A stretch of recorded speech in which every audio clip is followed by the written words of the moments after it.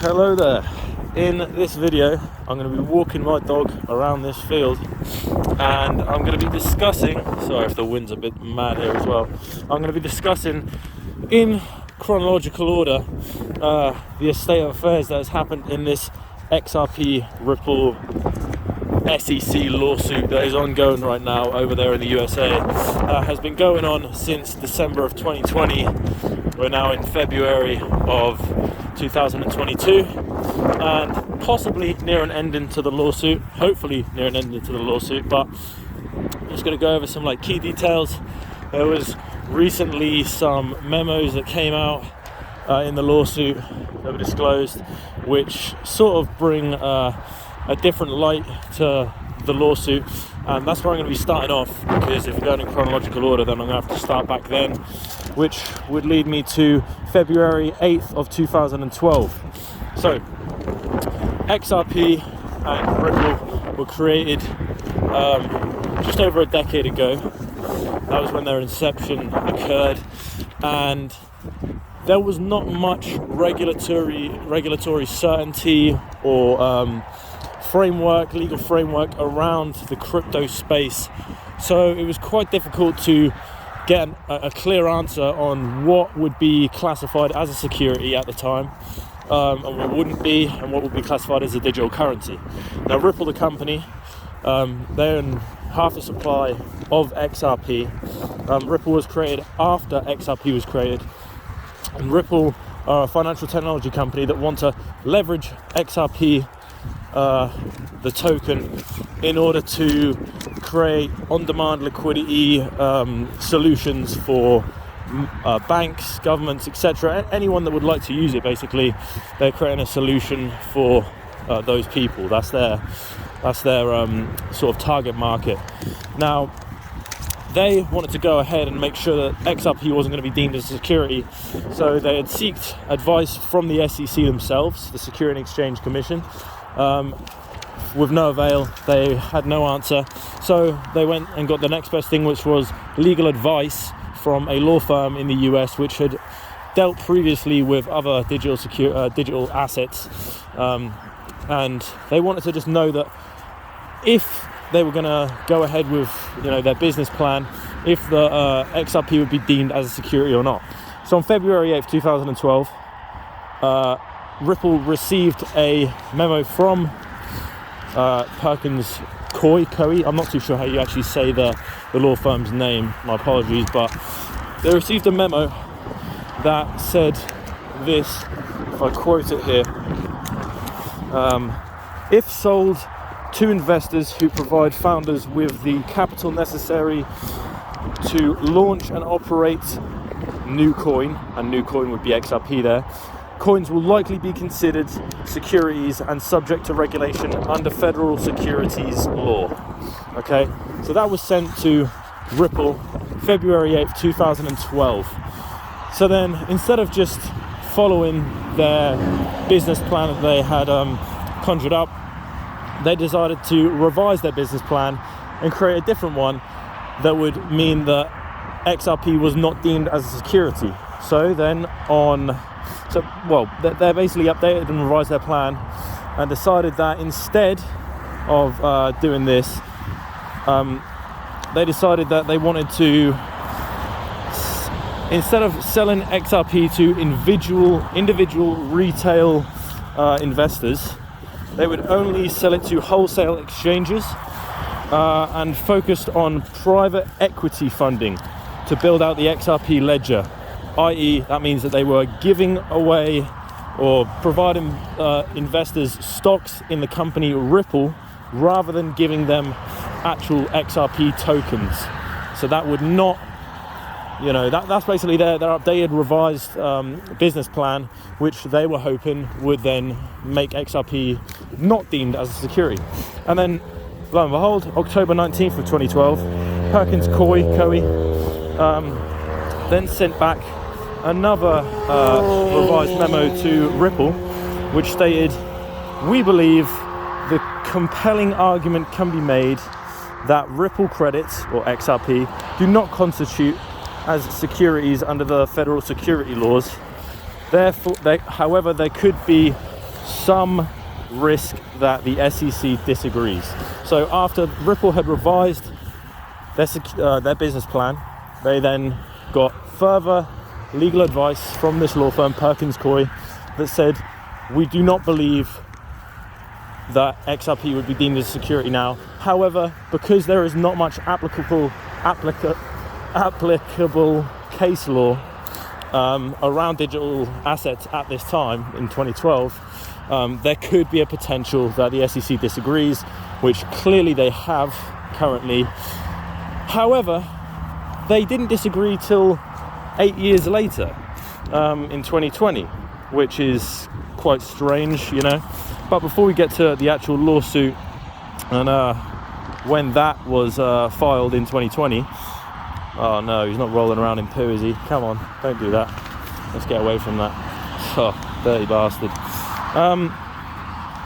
Ripple basically tried to make the SEC aware of what it was doing, right? It tried to make the SEC aware and tried to ask for clarity, but got no response. And that is why they got this legal advice from Perkins Coie, which shows that they were proactively trying to see if XRP was going to be deemed as security or not, right? So they were trying to get notice. They were trying to proactively get legal clarification for this digital asset back in 2012, which they were not given by the SEC.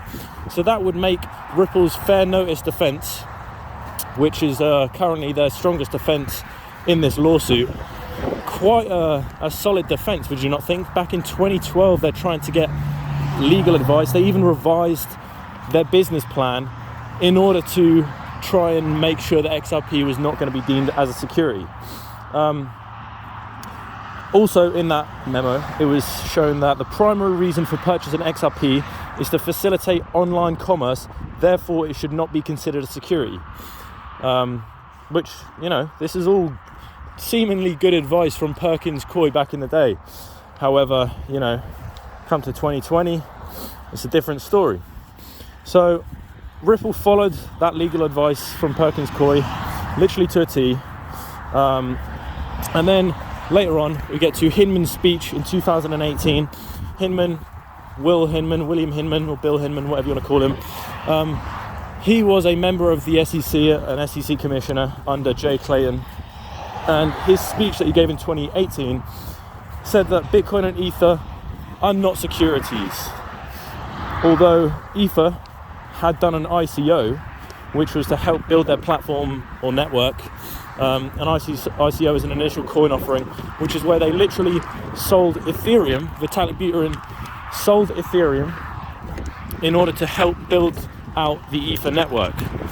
So he is literally selling the coin that is building out his network, that's helping to build out his network, whereas Ripple decided to go against that because of Perkins Coie's legal advice from back in 2012. They were like, instead of giving out Ripple or XRP tokens to the people who are going to invest and help us build out our network, the XRP ledger, they decided to give away stocks in the company Ripple, in their own company, rather than giving away XRP the token, which is what Ethereum did. They gave away Ethereum the token, not stocks in a company like what Ripple had done. So Ripple had literally, you know, if you look at it like that, Ripple have been more proactive and been,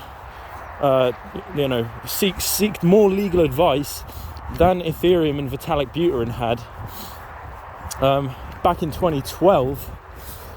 Yet, you know, Ripple has been sued by the SEC, and Ethereum has been given the green light in the past by Bill Hinman here in this speech in 2018, even though they were the ones who did an initial coin offering. So they're, you know, under the securities and exchange laws, you would have thought Ethereum getting the green light here, well, that definitely means that Ripple should be getting the green light too, right? There's nothing wrong. Ripple, if anything, has been less of a threat, would you say, to the law than Ethereum has. So quite strange that they then went after Ripple 2 years later. So you get to the point where we are in 2020 and December of 2020, and the SEC Commissioner, Jay Clayton, the head of the SEC at the time, on his very last day of his tenure, last day as the head of the SEC, he decides to throw together a last-minute ditch effort, if you will, lawsuit against Ripple. The very last day that he is in charge of the SEC, which is very strange in itself. You know, you're not really putting, you're basically just leaving it for the next commissioner to deal with completely. You're just putting this lawsuit together, last minute notice, throwing it at Ripple, and then just pissing off and leaving. That is a bit strange as well, to be honest with you, but hey, it is what it is. And then we'll come to why I think that might have been a possibility a little bit later on here. But I've then got 2018 as well, Commissioner Roisman, who was also under Jay Clayton, who was under Donald Trump at the time. That was the Donald Trump administration where Jay Clayton was head of the SEC and Hinman was part of the SEC, and we've got Commissioner Roisman as well, he's part of the SEC. Commissioner Roisman had discussions with Brad Garlinghouse, who's the CEO of Ripple, and he'd made it clear to Brad Garlinghouse that he does not think that XRP should be deemed as a security. So an SEC commissioner himself is telling the CEO of Ripple, we do not believe XRP to be a security. That's what he's getting told in 2018. So 2018, you've got the Bill Hinman speech, which shows Ether and Bitcoin to not be securities, which you would then think, okay, Ripple's in the clear, then we're all good. They've been following this advice for years now anyway, and now Ethereum's got the green light, so Ripple should be good to go, XRP should be good to go. And then you've got Roisman, who's also an SEC commissioner, telling Ripple's CEO, I also do not believe XRP to be a security. So then on the last day, of course, Jay Clayton sues Ripple for selling unregistered securities, which I think came as a surprise to a lot of people. It shocked the markets. It really depleted the price of XRP. That's why Johnny Deaton, who is a lawyer, he has put together a lawsuit against the SEC because the SEC's goal, their main job, is to protect investors. Is investor protection. That is literally their mantra, their motto. Right? They have to protect investors from fraud. They want to make sure that the securities law are being applied properly, and that no investors get hurt. However, when they put this lawsuit together, the very last day of Clayton's tenure in the Security and Exchange Commission, XRP's price drops dramatically. It sinks in price, and a lot of XRP investors lost a lot of money. If they would have sold, of course, if you didn't sell, you didn't lose any money, but if you did sell, you've lost money. And even so, we've then obviously gone on to have a couple of years or a year or so of a sort of a bullish cycle in the cryptocurrency market, which previously XRP had always taken part of. It had always gone up with the rest of the market, particularly Bitcoin. Bitcoin, since its previous all-time high back in 2017, I believe, has gone up and over 3x that now. It was I believe about £13,500 back in 2017. That was its previous all-time high, and then this cycle goes on to smash that and get to £51,000. So a massive difference, over a 3x there in since its previous all-time high, whereas XRP has not been able to reach its previous all-time high. It's not been able to get back up to those prices again. Probably, you would have thought, because of the lawsuit. You could say that it sort of chained the price and held it down, not allowed institutions to start getting involved and investing, because obviously there's a lawsuit looming over the head of this asset. So people might not want to get involved, which is fair enough, but that means that the SEC has not only sort of harmed investors, whereas they're meant to be protecting investors, but they've now got over 60,000 XRP investors who have joined Johnny Deaton in this lawsuit against the SEC because they believe that they've been harmed by the SEC, not protected at all. So on my last point here, why would Jay Clayton bring up this lawsuit on the very final day of his tenure in the SEC. Well, I'm not too sure exactly, but when he left the SEC and went on to join a new venture, he went to One River, which is a financial firm that has over $2.5 billion in assets, $2.5 billion in assets, and this firm is heavily invested in Bitcoin and Ethereum, funnily enough, which are the two assets that Bill Hinman had gone on to give the green lights to back in 2018, which have done exceptionally well, broke past their last all-time highs, 3+x their previous all-time highs. And you could argue their greatest opponent, the one with potentially the best technology out of all of them, I don't want to get into the tokenomics and all of the other sort of utility use cases here in this particular video, but XRP is extremely fast, can facilitate way more transactions per second, has fractions of a penny fees in comparison to Bitcoin and Ethereum, and has all of their capabilities combined plus more. So I kind of have just got into it right there, but I'm not going to go any deeper than that. But their biggest competitor, basically, which has always been in the top 10 market cap cryptocurrencies, XRP, their biggest competitor to Bitcoin and Ethereum, obviously XRP, has then been put in handcuffs. They've sort of cuffed it, they've shackled their biggest ops, the biggest opponent to Bitcoin and Ethereum. Jay Clayton has decided he's going to put handcuffs on them, throw a lawsuit their way, which is quite convenient, as he then leaves and goes to One River, which has heavy bags in Bitcoin and Ethereum. And now, after rejecting Bitcoin ETFs his entire time as the chairman of the SEC, Jay Clayton is now calling for Bitcoin ETFs. He wants Bitcoin to have ETFs sort of approved by the SEC, which is very strange. He's turned his tune around on the Bitcoin wave. All of a sudden, as he leaves, he's declining these ETFs, and now he wants one approved as he's left the SEC. It's almost as if he wanted his image to show, I'm not pro Bitcoin or anything. Hinman had the speech, but that was just Hinman's opinion. That's not actually legal advice for the market. And now we've both left the SEC, and we've gone on to actually grow to love Ethereum and Bitcoin, and we want ETFs to be approved for them. We want institutional investors to come in. We want more money involved in these assets. However, their biggest competitor, Ripple, XRP, we're going to put them in cuffs on the last day in office for these two guys. I'm sure, there was a lot of probably bullshit corruption that's going on here. But hey, that's just a bit of conspiracy, that's a bit of speculation. But the whole lawsuit to me stinks. I think it will be over this year. Fingers crossed. We'll see. I think, to be honest, the SEC, if anything, wants to slap a massive fine on Ripple. They want to just find some sort of dirt that they can dig up, anything, literally anything that they can fine Ripple for, and they want to take a piece of that escrow. They want to take a piece of that supply of XRP that Ripple has their hands on, because they know where this asset's going to go. They know where the digital economy is going and how this is going to be the future.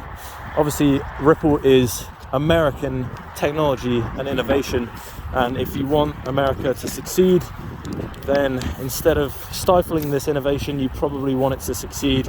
So I feel like deep down they want Ripple to succeed, but they just want to take a little piece of that sweet XRP pie through this lawsuit before they give XRP regulatory clarity. And then, we'll see where the price action goes from there.